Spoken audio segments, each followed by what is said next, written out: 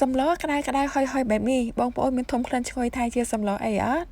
អូខេចាប្រកាសជាមិនដឹងទេពីព្រោះអីក្លិនឈ្ងុយនេះកំពុងតែនៅជាមួយនឹងនាងខ្ញុំតែម្ដងចាចំពោះមុខមួយមុខនេះគឺស្ងោរជ្រក់សរសៃកែងគោចាមានរសជាតិឆ្ងាញ់ហើយបើសិនបើជាបងប្អូនមិនធ្លាប់ស្ងោរជ្រក់សរសៃកែងគោទេអាចសាកល្បងស្ងោរតាមនាងខ្ញុំបានចារសជាតិឆ្ងាញ់ជាងស្ងោរជ្រក់ជាមួយនឹងសាច់ធម្មតាចាសាច់សរសៃកែងគោគឺមានជាតិតែម្ដង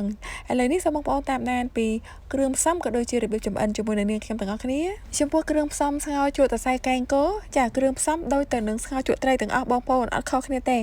ឡូវនេះក៏នាងខ្ញុំដាក់ដាំទឹកបន្ទាប់ពីទឹកពុះហើយក៏នាងខ្ញុំចាក់គ្រឿងកាត់ចង្អាបមានដូចជាគល់ស្លឹកគ្រៃមានរំដេងស្លឹកក្រូចសើចហើយនិងខ្ទឹមសចាចាក់គ្រឿងកាត់ចង្អាបចូលទៅ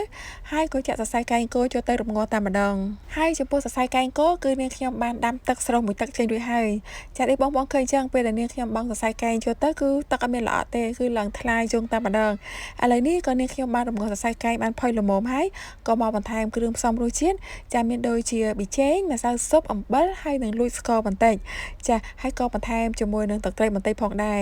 ហើយចំពោះសម្លស្ងោរជ្រក់នេះក៏មានបន្ថែមជាមួយនឹងផ្សិតចំបើហើយនិងផ្សិតមួយទៀតសសវែងៗនោះក៏អត់ដឹងថាជាផ្សិតអីដែរចាឥឡូវនេះក៏រៀបចំទូសម្លដាក់ចានចំពោះស្ងោរជ្រក់សរសៃកែងនេះបងប្អូនទាំងទឹកសម្លហើយនិងសាច់មានរសជាតិឆ្ងាញ់ជាងដែលយើងស្ងោរសាច់សុទ្ធធម្មតាចាគឺមានជាតិ